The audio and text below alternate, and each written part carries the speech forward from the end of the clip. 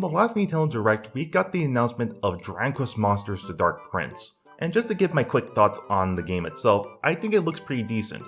I'm not that big into Dragon Quest Monsters. If you guys see my Dragon Quest 1 video, I know very bad audio from that. I've always said I've been more of a recent Dragon Quest fan, and in terms of any spin-offs, it was the builder games that I got into. But just judging from the trailers alone, it looks to be very much like a monsters game. Monster taming, monster collecting, what have you. Very akin to the more recent Dragon Quest Monsters games from the remakes and Joker. And there also seems to be monster fusing, which let me know down in the comments below if this has always been a mechanic in the monster games, because I know monster breeding was a thing. And on top of that, there's also online play from battling, so definitely tapping into the Pokemon market there. And the thing I'm most interested in is the fact that it's starring a younger Sorrow, because I've always felt if there was a Dragon Quest game that starred a Dragon Quest villain, it was either going to be Sorrow or Corvus, because those are the most interesting Dragon Quest villains out there.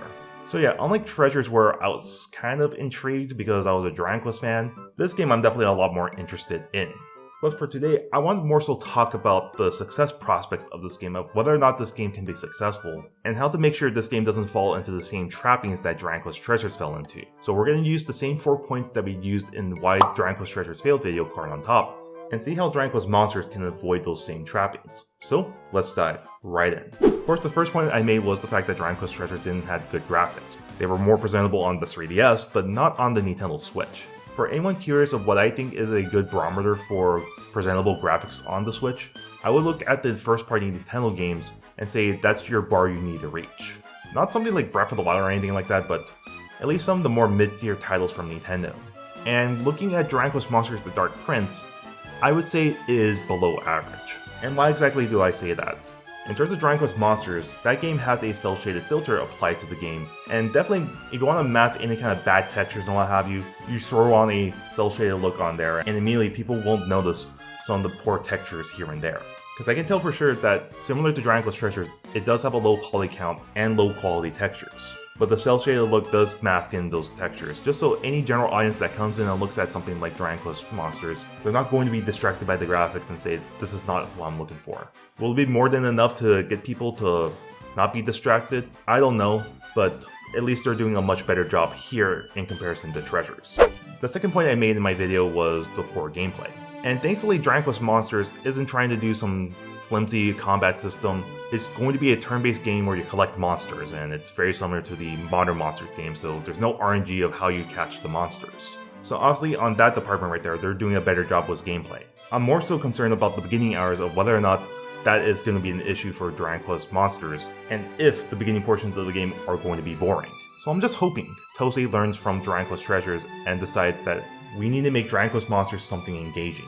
And also on top of that, I also said that the gameplay loop was way too nostalgia pandering for Dragon Quest Treasures. For a franchise very niche like Dragon Quest, it does you nothing when you pander this to a very small fanbase.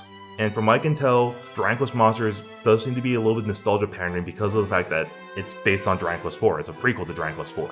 So I would say the one solution is of course to re-release the Senestian games on Nintendo Switch or any modern platforms. Or just at the very least, re-release Dragon Quest IV on modern platforms. Don't just crutch on the fact that Dragon Quest IV is available on mobile. No, you have that released on modern platforms, so people can play the original game before playing this game. Just do those, and immediately you'll have a better gameplay system and better gameplay loop. The third thing I mentioned was the release date, and Dragon Quest Monsters is in a better position than Treasures. Even though it's releasing around the same time, December 1st, if you know Square Enix's release calendar, there's only going to be 2 releases during the holiday season, the Star Ocean remake and this game, and they seem to be pretty spaced apart. So none of them are going to be cannibalizing the sales, unlike 2022 where they released all these games and each of them ate into each other's sales. And in terms of competition, for sure, the competition is a little bit more lighter, from Spider-Man 2, the 2D Mario and Sonic game, and Super Mario RPG Remake. Unless there's anything else, let me know in the comments down below. And even though these releases do fit my bill a little bit better, I can say for sure these are definitely less bigger releases other than Spider-Man. And even then Spider-Man is going to be a PS5 release. So overall I think the release date's a lot better this time, just because what's releasing during 2023. And of course finally, the last thing I mentioned was poor marketing from Dragon Quest Treasures. So obviously in terms of Monsters marketing, we can't look at it in retrospect. We have to look at how they're currently marketing the game, and so far, it's actually much better than Dragon Quest Treasures, in my opinion. And like I said before, Treasures marketing at first was good.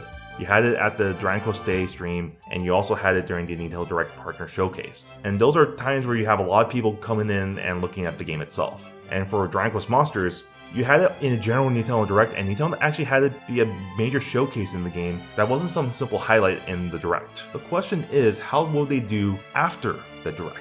And I personally think you have to have this game shown off every month. Have a trailer out every month showing off the game and the gameplay, and for sure you'll have this game in people's minds if you at least have this game shown off every month. And I know, it's going to be hard doing that because Square Enix is also promoting for the next Dragon Quest game, Dragon Quest The Adventures of Dai Infinity's Trash.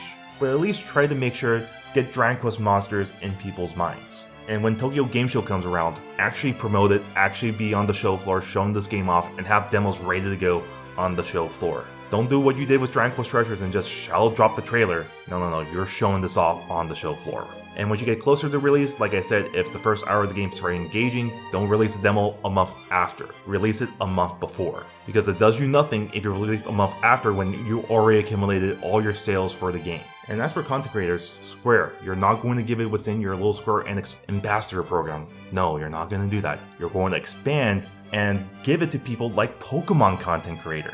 Even though this game is not one-to-one like Pokemon, it's still the same concept of catching monsters, battling them against other people, and there's online battling. So show this off to Pokemon content creators, show it off as a Pokemon alternative, and people can look at this game and play through the game, and if they enjoy the game, they're going to talk about this game and say, hey, if you're not into Pokemon, if you're jaded about Pokemon, pick up Dragon Quest Monsters. And hell, give it to someone like Arlo, and you may be wondering, why Arlo? Well, if you watched his Nintendo Direct stream, he said that he actually grew up playing Dragon Quest Monsters on the Game Boy. So obviously give it to him, have him play the game and enjoy the game, and if he loves the game and he makes a video and says, oh god, I love this brand new Dragon Quest Monsters game, and for anyone who's very jaded with the older Pokemon games, I say try out Dragon Quest Monsters. If he says something like that, then that's going to bring in more potential customers. The point of marketing is to make sure you reach the most amount of customers possible.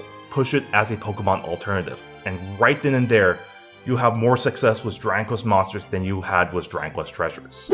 Hope you guys enjoyed the video, and if you want to see more videos, I also happen to do Sonic and Mario videos, you should check out these videos here. I personally think you'll get a good kick out of those. See you guys on the next one, take care.